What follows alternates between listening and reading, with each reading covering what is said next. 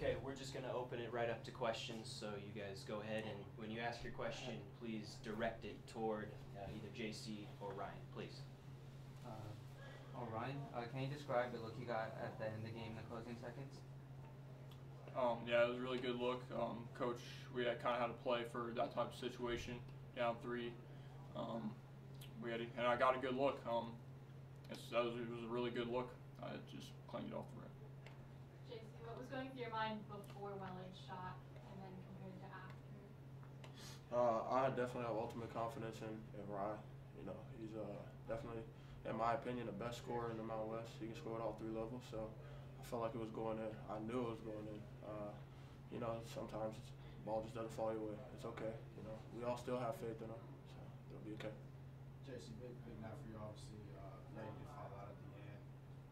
Just what were you feeling out there? How did you feel in general? I'm just going out here trying to do anything I can for us to win. Whether coach has me running the point, whether I'm running the wings, or if I'm playing in the post, I'm just doing whatever I can for us to win. You guys as a team, 14 turnovers in the second half, 25 overall. Just seemed like each one was more costly than the last. Just describe that. You know, it's been our kryptonite all year. You know, it's a tough pill to swallow, especially when you know you're that close and you have 25 turnovers. You know, they only have 10, so we're giving them 15 more possessions than we have, and you know, it's tough. But it's something that we have to grow from as a team. We have to look inward and check ourselves. Question for JC.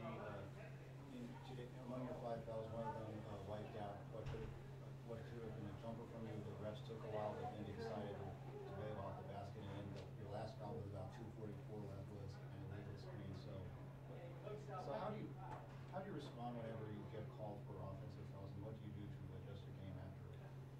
You know, it just comes with, you know, film, honestly. Just not knowing that every team wants to take charges on me because I'm a pretty good driver.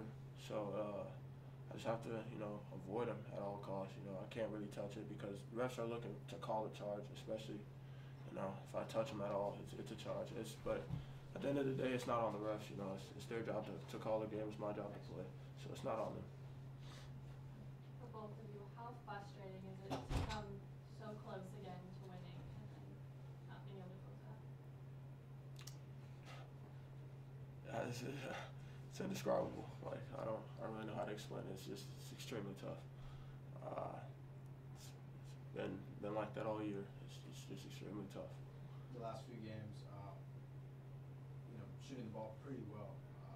47, 48, 53, back to 47%. At least on the offensive end, yeah, coach talks a lot about defense, rebounding. Some of you guys did pretty well today also, but offensive end, what's been clicking? I think we've just been getting more comfortable with our offense as the season has went on. You know, obviously coach came in late and we didn't get a whole lot of time in the summer, but we've just been getting more comfortable each practice, each game, and so it's starting to click for us a little bit offensively. Unfortunately, we had a lot of turnovers, which I had more than my fair share of, so we just got to clean that up. A question for Ryan. One of your turnovers late in the game was when you were about to win and you lost control and New Mexico stole. This is a New Mexico team that averages around 7 steals per game, is among the toughest defensive teams in the Mountain West. Did New Mexico do anything to anything special, anything extra special to create steals? In fact, they had 11 steals today. Did they do anything extra tough on defense today? I mean, it's something, you know, special. They pressed the whole game, but it wasn't, you know, a crazy press. They just, you know, put a little pressure on you, just made you bring it up the court, you know, with a guy on you.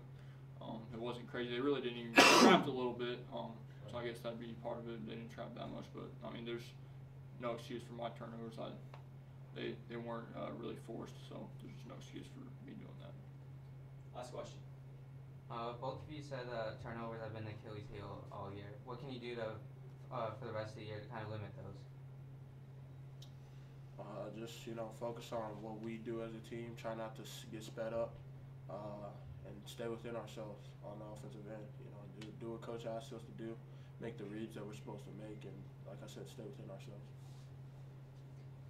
Okay, guys, thank you. Thank you. Okay, Coach, we'll take an opening statement from you and then open it up to questions. Well, obviously we're getting better. Games are closer, and there are three things that we're trying to. We have three things that when we go into a game, these are the things that we're trying to do. So we're trying to hold people to 40%, which tonight we held them to 41.4%. So, one or two more shots missed, they're right at, 40 or below. We want to take care of the ball, which obviously we didn't tonight. We had 25 turnovers tonight. And then the third thing is we want to be +8 on the board. So we were +24 tonight on the board. So we did two of the three things, and the third, one of the three really hurt us tonight. The game before against UNLV, we had 7 turnovers. So thanks. So we had 7 turnovers, and it was easy. It's easy to say, hey, we got it. We're there. We're turning the corner.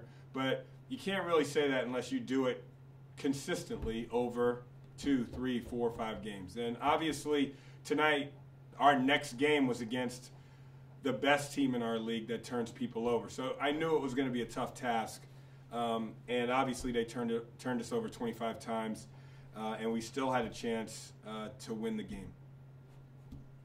Coach, Go ahead. 3.8 seconds left in the game, timeout. What do you say to your group then and there? This is after we turned the ball over and fouled them? Yeah. And we have the ball now? We ran our late game play. 6 seconds or less, we're always running a certain play. And we ran it, and we got the shot. And, it just rimmed out. When you only have 3.8 seconds, you basically have 3 dribbles. It's a dribble per second. So if you get held up, obviously it might be less than that. But we drove the ball. We pitched it back to Welly. It was a deep shot. I knew it was going to be a deep shot depending on where Nye caught the ball. And, again, it was a clean look. We just missed it. But the guys executed. How would you compare this loss to the loss against Wyoming? Compare it to the loss to Wyoming. Comparable. I mean, the guys fought. That game went into overtime. This game didn't. So, just our guys are playing well. They're playing hard. They believe in what we're trying to do, and they believe in the things that I'm telling them, and that's great because I think we're obviously knocking on the door. I think that's pretty safe to say now. So, but both were really hard-fought games, and I told the guys if we reach certain numbers, meaning those 3 things I talked about, field goal percentage, defense, rebounding, and turnovers, we're going to be in every single game. I told those guys, you're going to be in a lot more games if you do these things. Hopefully it's going to turn. Now, you can't have 25 turnovers because obviously that hurt us. Points off turnovers, they had 30. So, basically that's the game right there. Yes, Coach. Today, Nye Carlisle came back for the first time in 3 games. He had 8 points and 4 rebounds. Talk about what you thought about his performance today after coming back in action. I thought Nye played well. It was more the type of basketball that New Mexico plays more than anything else. We needed another ball handler out there that's pretty fast, so that's why I had Welly at the 4, and I played mostly the guards, the ball-handling guards on the perimeter. So that's why that was. Coach, JC had a big performance today, 21 Yes. points, 11 rebounds. Can you kind of describe his performance and what you saw out there from him? I thought JC was great. We actually had to change, before I get to JC, there's a lot into that, because we had to change our ball screen defensive coverage. In the beginning of the game, they went like 6-zip right away, and it was because we were showing, and we basically just switched 1 through 5. We switched everything, so that means there's no rotation. So now offensively, we basically started to play like them, and we just attacked off the dribble. And JC's 6'5", 220. It's hard to stop him. So when he's going, it's hard to stop him. So he was able to get to the paint and get some layups for us, and that helped us get our momentum going. Yes, Coach. I could hear you across from the at the media table after a Welly travel. I could hear you saying, "Welly, please slow down." What were you trying to? Well, we turned the ball over. which you know, right? So we have trouble playing very fast. So I know a lot of people would want us to push the ball and play faster, but if we play faster, usually we turn the ball over. So that's what I was explaining to him, which I've told our guys countless numbers of times, that even though you get caught up in the moment, if it's a 2-on-1, that's different. Or a 3-on-2, that's different. But if you're going down and we're in transition and you're trying to make a quick play, usually we turn the ball over there. And I was basically letting him know and letting our team know, if we get a stop, just value the ball and try and get into a half-court set. So maybe we can post it, and then maybe we can drive it, and then good things will happen. Time for one more. Could you just touch upon the improvement of the team? You know, last time you played against this team, you're blowing out. Oh, yeah. 34 points. Absolutely. How much have you changed? Well, I think we changed. Well, I changed as a coach because I changed the ball screen coverage, which you need to do against them. If you're in rotation against them, their guards and their perimeter play is really good. So they'll just pick you apart. They'll find the open guy, and they can really shoot the three.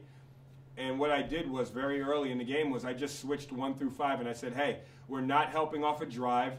So as you noticed, we didn't get any charges, which we've been getting in previous games. We just stayed close to our man, and we just made it a one-on-one game.